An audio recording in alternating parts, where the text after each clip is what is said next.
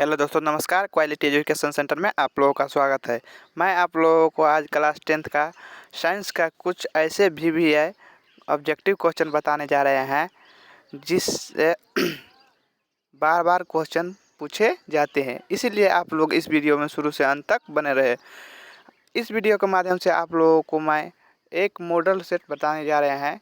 इस model set में ऐसे क्वेश्चन को हमने कलेक्ट किए हैं जहां से बार बार क्वेश्चन पूछे जाते हैं। इसीलिए आप लोग से निवेदन है कि इस वीडियो में आप लोग शुरू से अंत तक बने रहे ताकि आप लोगों को बोर्ड में क्वेश्चन अगर साइंस का पूछे इस टाइप का तो आप लोग से नहीं छूट पाए। इसीलिए आप लोग इस वीडियो में शुरू से अंत तक बने रहे। चलिए मैं आप लोगों को बिना समय गंवाए आप लोगों को क्या करते हैं बताना शुरू करते हैं। सबसे पहला क्वेश्चन यहाँ पे है,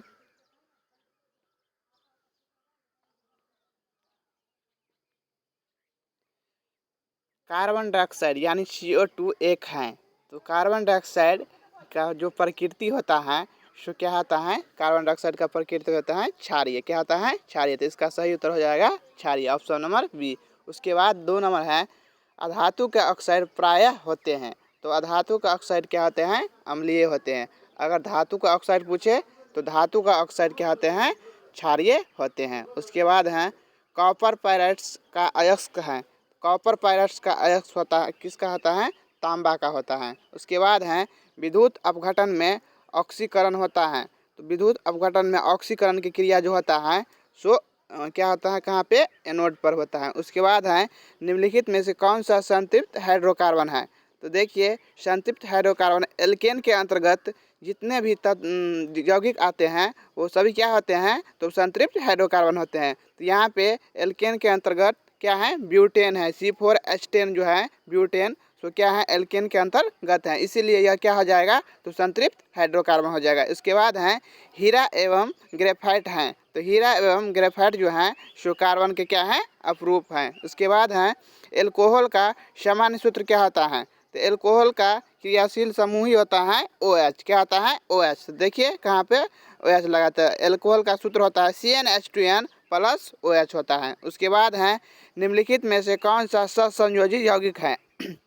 देखिए, सहसंयोजी यौगिक का जो निर्माण होता है सो धातु एवं अधातु एवं अधातु के बीच होता है। वैद्युत संयोजी यौगिक का निर्माण होता है धातु एवं अधातु के बीच। तो यहाँ पे देखिए कौन सा यौगिक है जिसमें अधातु अधातु के साथ क्या हुआ है? क्रिया हुआ है। तो यहाँ पे CH4 जो देख रहे हैं मीथेन, यहाँ पे कार्बन भी अधातु हैं, हाइड्रोजन भी अधातु हैं। अधातु अधातु के बीच सहसंयोजक यौगिक का निर्माण होता है। इसलिए यहाँ पे सहसंयोजक यौगिक क्या हो जाएगा? तो मीथेन हो जाएगा। इसके बाद है, कार्बन क्या है? तो कार्बन एक क्या है? अधातु है। इसके बाद है, किसी वोल्ट मीटर के स्केल पर 0 वोल्ट और 1 वोल्ट के बीच 20 विभवांतर चिन्ह है, तो वोल्ट मीटर का अल्पमापांक क्या होगा? तो देखिए यहाँ पे इसका सूत्र लागू करेंगे। यहाँ पे क्या करेंगे? 1/20 करेंगे तो इसको डिवाइड करेंगे ना, तो यहाँ पे आ जाएगा कितना? 0.05 वोल्ट आ जाएगा। इसके बाद नेक्स्ट क्वेश्चन है,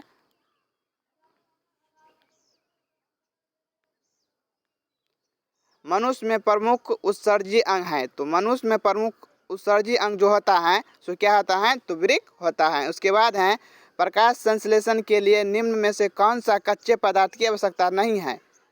तो यहाँ पे आप लोगों को बता दें कि कार्बन डाइऑक्साइड की भी आवश्यकता होती है, जल की भी आवश्यकता होती है, क्लोरोफिल की भी आवश्यकता होती है, लेकिन यहाँ पे ऑक्सीजन इसका गलत उत्तर हो जाएगा। ऑक्सीजन की आवश्यकता नहीं होती है। ऑक्सीजन का निर्माण होता है जब प्रकाश संश्लेषण की क्रिया होता है, तो प्रकाश संश्लेषण की अभिक्रिया के फलस्वरूप ऑक्सीजन गैस उत्पाद के रूप में क्या होता है? प्राप्त होता है। उसके बाद है, शरीर में सबसे छोटी रक्त वाहिनी क्या है? तो शरीर में सबसे छोटी रक्त वाहिनी जो है सो वायना केव है। उसके बाद है, अधिकतर पादप नियंत्रण उत्पन्न होते हैं। तो अधिकतर पादप नियंत्रण जो उत्पन्न होते हैं सो बढ़ते तने के अग्र भार पर, उसके बाद जो है सो बढ़ती जड़ के अग्र भाग पर भी होता है। तो इसका उत्तर सही हो जाएगा A और B यानी ऑप्शन नंबर D। उसके बाद है, पुष्पी पौधे में लैंगिक जनन किसके द्वारा होता है? तो पुष्पी पौधों में लैंगिक जनन जो होता है सो फूलों के द्वारा होता है। उसके बाद है फूल का कौन सा भाग फल में बदलता है? तो फूल का अंडाशय भाग जो होता है सो किस में बदलता है? फल में बदलता है। उसके बाद है मानव मादा में निषेचन होता है। तो मानव मादा में निषेचन जो होता है सो फाइलोपियन ट्यूब में होता है, या फाइलोपियन, इसी का नाली क्या बोलते हैं? फाइलोपियन नलिका। उसके बाद है वर्तमान प्राणियों में कुल संरचना ऐसी पाई जाती है जिनका शरीर में अब कोई उपयोग नहीं रह गया है, ऐसी संरचना को कहते हैं। इसका सही उसको क्या कहते हैं? अवशेषी अंग कहते हैं। क्या कहते हैं? अवशेषी अंग। उसके बाद है कौन सा वैज्ञानिक मेंडल के नियमों को पुनः खोज से संबंधित है? इसका सही उत्तर रहेगा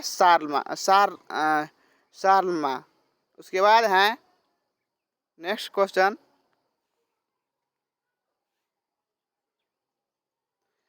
जीन शब्द किसने प्रस्तुत किया था? तो जीन शब्द का प्रयोग सबसे पहले जोहानसन नामक वैज्ञानिक ने किया था। उसके बाद है CFC क्या है? तो CFC का फुल फॉर्म होता है क्लोरोफ्लोरोकार्बन, यानी इसका सही उत्तर हो जाएगा ऑप्शन नंबर ए। उसके बाद है कॉलीफॉर्म। तो कॉलीफॉर्म एक प्रकार का क्या है? जीवाणु है। उसके बाद है चिपको आंदोलन किस वर्ष प्रारंभ हुआ? तो चिपको आंदोलन जो है सो 1970 या कहीं कहीं 1972 भी दिया रहता है।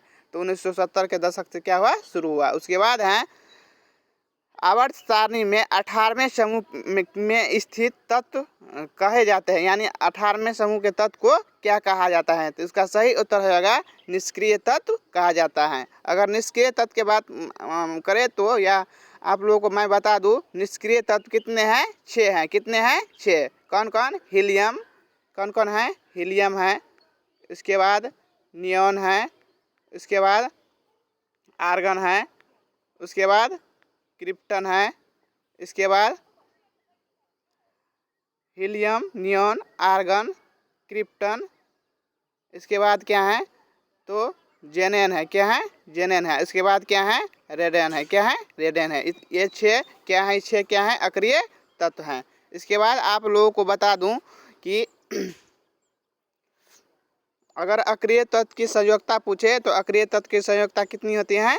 तो 0 होते हैं। कितने होते हैं? 0 होते हैं। कितने होते हैं? 0। अक्रिय तत्व की संयोजकता कितने होते हैं? 0।